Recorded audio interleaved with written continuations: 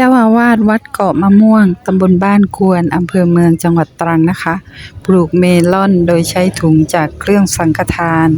ทำเปลตั้งใจจะปลูกไว้ฉันเองแต่ญาติโยมเห็นเขียนชื่อจองที่วัดเกาะมะม่วงหมู่ที่1ตำบลบ้านกวนอำเภอเมืองจังหวัดตรังนะคะพระอธิการพาณิชทิตธรรมโมเจ้าอาวาสวัดเกาะมะม่วงซึ่งใช้เงินส่วนตัวนะคะสั่งซื้อเมล็ดพันธุ์เมลอนสีทองมาปลูกไว้ที่หน้ากุฏิจำนวน22ต้นนะคะโดยทำเป็นซุ้มให้โค้งเข้าหากันทั้งสองด้านไม่มีโรงเรือนไม่ใช้สารเคมีใช้ถุงสีเหลืองและสีขาวจากชุดสังฆทานนะคะที่ชาวบ้านนำมาถวายมาตัดทำเปลให้เมลอนนอนโดยใช้เวลาปลูกประมาณ 70-75 วันปรากฏว่าเมลอนรุ่นแรกนะคะให้ผลดีเกินคาดบรรดาญาติโยมที่มาทำบุญที่วัดนะคะเห็นเข้าทางพากันจับจองเป็นเจ้าของแม้เจ้าอาวาสบอกว่าไม่ได้ขายจะปลูกไว้ฉันเองภายในวัดแต่สุดท้ายก็ทนชาวบ้านลบเล้าไม่ไหวเพราะเห็นว่าลูกใหญ่สีสวยปลอดภัยจากสารพิษเจ้าอาวาสจึงให้เขียนชื่อติดไว้จนมีไม่พอต่อความต้องการของชาวบ้านนะคะและมีการเก็บไปกว่า10ลูกแล้วไม่มีการคิดมูลค่าแล้วแต่จิตศรัทธาของชาวบ้านส่วนบริเวณหน้าโกฐหรือที่ใส่กระดูกนะคะพระสงฆ์ก็ได้ช่วยกันปลูกดอกดาวเรืองไว้จำนวน600ต้นซึ่งชาวบ้านไม่ต้องซื้อเก็บมาใช้ได้กำลังบานสะพรั่งสวยงามมีแม่ค้ามาขอซื้อวันละ 2,000 ถึง 3,000 ดอกเพื่อนำไปร้อยมาลัยแต่เจ้าอาวาสให้เก็บฟรีนะคะส่วนชาวบ้านนะคะใครจะใช้ดอกดาวเรืองก็มาเก็บฟรีได้เช่นกันซึ่งบางวัน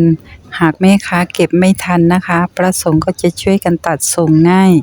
เป็นการช่วยเหลือซึ่งกันและกันตามโครงการวัดบ้านโรงเรียนซึ่งในแปลงปลูกดอกดาวเรืองนะคะยังมีแตงโมปลอดสารพิษให้กินฟรีอีกด้วย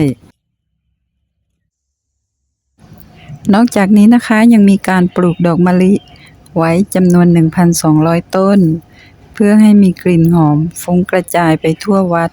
ทั้งกลางวันและกลางคืนโดยอนุญาตให้ชาวบ้านเก็บไปใช้ในงานเทศกาลต่างๆได้นะคะซึ่งทุกอย่างฟรีหมด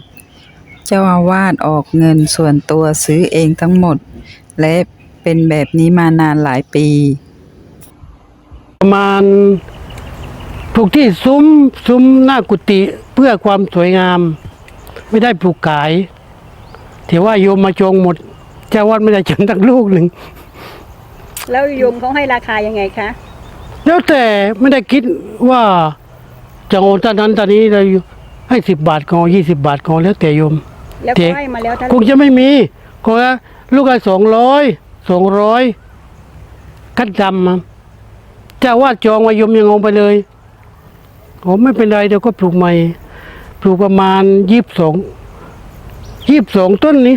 ปลูกเพราะเนื้อที่จำกัดปลูกในกระถางปลูกเมลอนก็เหมือนกันพอปลูกถึงปลูกว่าจะปลูกไว้กินเองนายฉันเองนี่แต่แล้วโยมมาเห็นมันสวยประจานลูกนี้ให้หนูได้ไหมคนนี้ก็จองคนนี้ก็จอง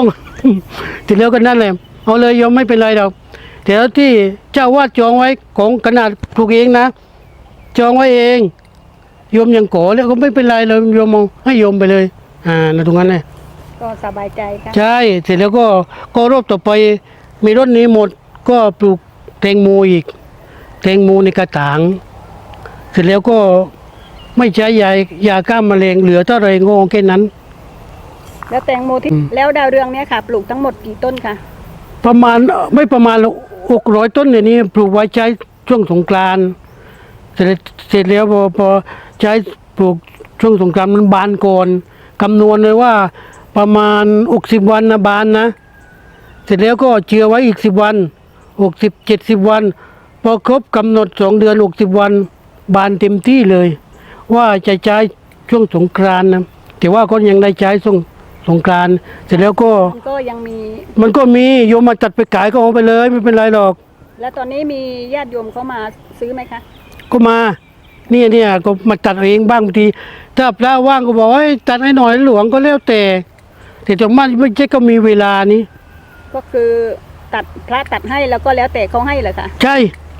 แต่ส่วนมากพระไม่ได้ตัดวันนี้วันแรกที่ วันแรกที่ว่าพระมาตัดให้อะ แล้วส่วนดอกมะลิอะไรปลูกไว้เท่าไหร่คะ มะลิปลูกไว้ประมาณ ไม่ใช่ประมาณนะ1,200 ต้นเสร็จแล้วก็ไม่ได้ปลูกเพื่อขายนะบอกญาติโยมว่า ถ้าสมมุติว่าโยมมีงานมงคลมีงานอะไรก็แล้วแต่ ไม่ต้องไปซื้อตลาดหมอที่วัดกบมะม่วงเลยหมอได้เลยแล้วแต่ญาติโยมจะเอาไปใช้อะไรแต่ว่าไม่ได้ขาย